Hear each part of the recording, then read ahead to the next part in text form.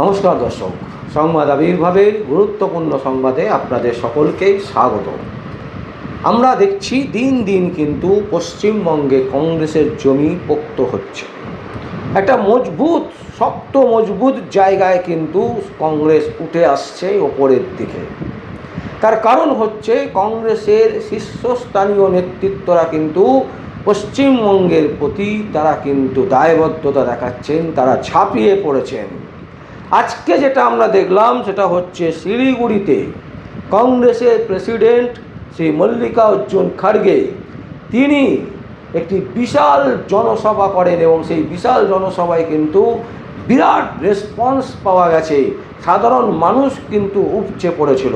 এর আগে আমরা দেখেছিলাম যে রাহুল গান্ধী এসেছিলেন মুর্শিদাবাদ মালদাতে এবং সেখানে কিন্তু অসাধারণ সভা করেছেন এবং শোনা যাচ্ছে যে আগামী 23 তারিখে শ্রীরামপুর এবং কলকাতাতে কিন্তু তিনি এই রকমই পথে মিছিল করবেন, জনসভা করবেন, জনসংযোগ করবেন। এর মানে কি? এর মানে হচ্ছে কংগ্রেস ঘুরে দাঁড়াচ্ছে, কংগ্রেস তার জমি শক্ত করতে চাইছে পশ্চিমবঙ্গে। এবং শুভঙ্কর সরকারের নেতৃত্বে পশ্চিমবঙ্গের প্রদেশ কংগ্রেসের সভাপতি তিনি প্রথম থেকেই বলে এসেছিলেন যে 294টা আসনেই তিনি লড়তে চান। বাংলার কংগ্রেস কর্মীরা যারা কংগ্রেসকে ভোট দেন, যারা কংগ্রেসের জন্য লড়াই করেন, তারা বরাবর চেয়ে এসেছিল একা লড়তে, কিন্তু 20 বছর লেগে গেল সেই ভাবনাকে বাস্তবে রূপায়িত করার জন্য। এবং সেই লড়াইতে কিন্তু ইতিমধ্যে জিতে গেলেন হচ্ছে শুভঙ্কর সরকার, এই মুহূর্তে পশ্চিমবঙ্গের প্রদেশ কংগ্রেসের সভাপতি। এইবারে এই যে কংগ্রেস উঠছে তো ঠিক আছে, কিন্তু মানুষ কি ভাবছে কংগ্রেসকে নিয়ে?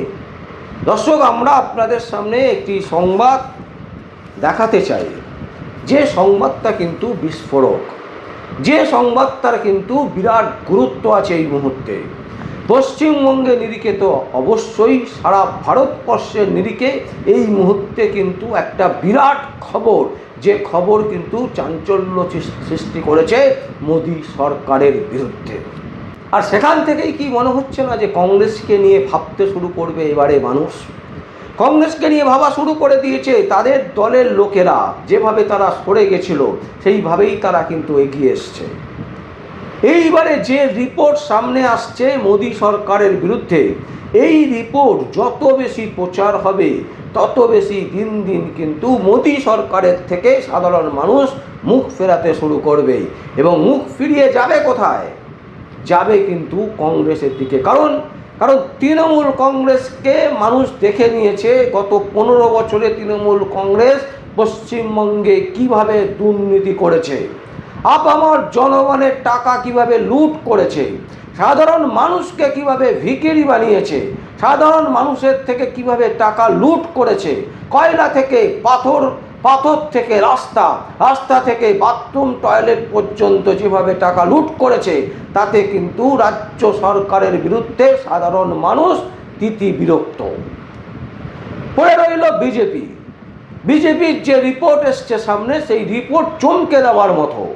যে মোদী সরকারের বিরুদ্ধে যে রিপোর্ট সিএজি ক্যাগ যে রিপোর্ট পেশ করেছে, এই রিপোর্ট যখন আপনারা শুনবেন তখন কিন্তু আপনাদের গা শিউরে উঠবে যে মোদী সরকারের বিরুদ্ধে এই রিপোর্ট চাঞ্চল্য সৃষ্টি করেছে।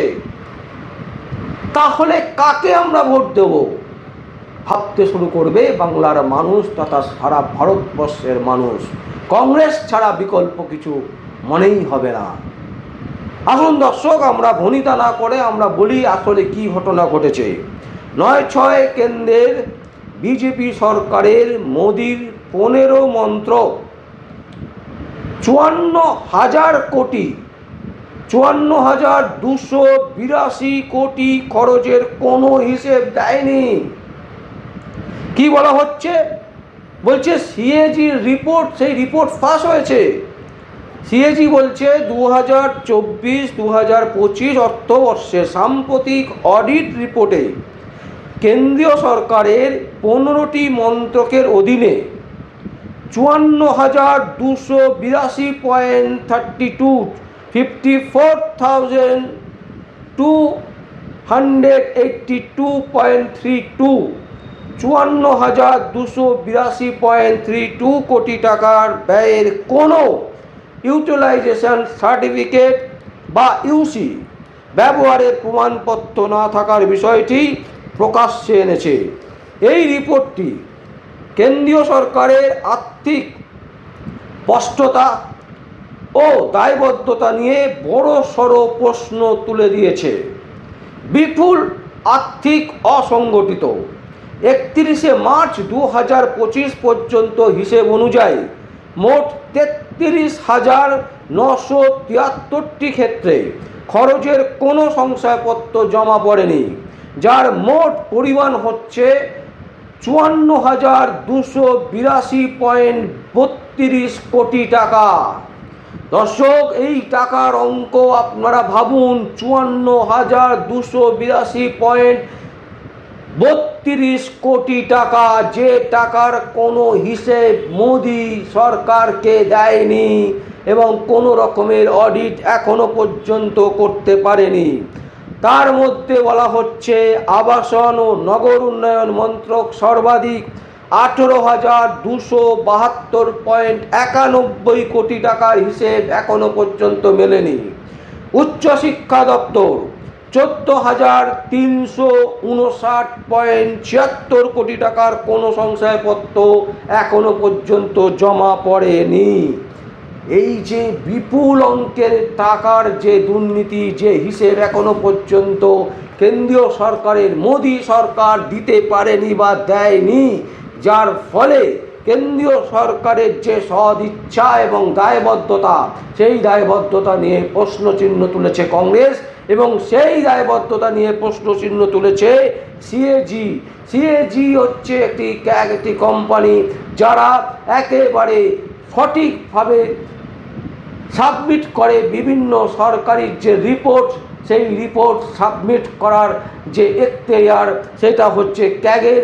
এবং শোনা যাচ্ছে মোদি সরকার নাকি এই ক্যাগ রিপোর্ট যে দেয়, এই রিপোর্টের এগেনস্টে খুব শিগগিরই হয়তো আইন পাস করাবেন, যে এরা সেই আইনের দ্বারায় এমন একটা আইন আনতে চলে যাবেন কেন্দ্রীয় সরকার, যেখানে ক্যাগ এই রিপোর্ট জমা করতেই পারবে না।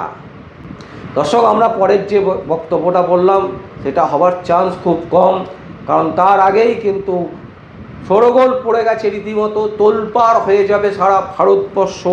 তার কারণ হচ্ছে 54,282 কোটি টাকার হিসেব, যে হিসেব মোদি সরকার দিচ্ছে না এবং ক্যাগ সেই রিপোর্ট পেশ করেছে, তথ্য ফাঁস করেছে। এটা কিন্তু ভাববার বিষয়, কারণ পশ্চিমবঙ্গে ভোট 23 তারিখে প্রথম দফার নির্বাচন, 29 তারিখে শেষ এবং দ্বিতীয় দফার নির্বাচন। আমরা 2011 সাল থেকে দেখছি যে 15 বছরের একটি সরকার কিভাবে দুর্নীতি করেছে। এরপর যদি আমরা আরেকটা দুর্নীতিগ্রস্ত সরকারকে নিয়ে আসি, তাহলে আমাদের কতটা ভালো হবে বা আমাদের কতটা ক্ষতি হবে, এটা কিন্তু ভাবতে হবে। এখন প্রশ্ন হচ্ছে, এই যে ক্যাগের যে রিপোর্ট, এই রিপোর্ট কংগ্রেস কি পারবে সাধারণ মানুষের কাছে পৌঁছে দিতে, সাধারণ মানুষের কাছে নিয়ে যেতে, সঠিকভাবে সাধারণ মানুষের সামনে তুলে ধরতে, যে দেখুন মোদি সরকার কিভাবে 54,282 কোটি টাকার হিসেব দিতে পারছে না। এর দ্বারাই বোঝা যাচ্ছে যে এই সরকারও কিন্তু আগামী দিনে দুর্নীতি করবে। যে সরকারকে আপনারা আনছেন, পশ্চিমবঙ্গে আনতে চাইছেন, সেই সরকার একটা দুর্নীতিগ্রস্ত সরকার। সেই সরকারকে যদি আনেন, পশ্চিমবঙ্গের ক্ষতি অনিবার্য। মমতা ব্যানার্জি যেমন মুদ্রার এক পিঠ, আর ওপিঠ হচ্ছে মোদি। এই যে কথা, এই কথা সাধারণ মানুষের কাছে কতটা পৌঁছতে পারবেন, তার উপরে কিন্তু কংগ্রেসের ভোট ব্যাংক অনেকটাই বাড়বে।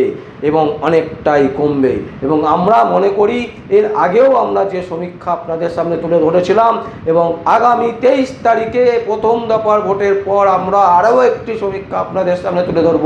এবং এই ক্যাগের রিপোর্ট প্রকাশ হয়ে যাওয়ার পর, তথ্য ফাঁস হয়ে যাওয়ার পর কংগ্রেসকে নিয়ে কিন্তু সাধারণ মানুষ ভাবছে এবং সেই ভাবনা কতটা প্রতিফলিত হয় আগামী 23 তারিখে আমরা অবশ্যই আরও একটি সমীক্ষার আভাস আপনাদেরকে দেব এবং তাতে আমরা স্পষ্ট বলার চেষ্টা করব যে কংগ্রেস রাজ্যে কি সত্যি ঘুরে দাঁড়াচ্ছে নাকি ঘুরে দাঁড়াচ্ছে না।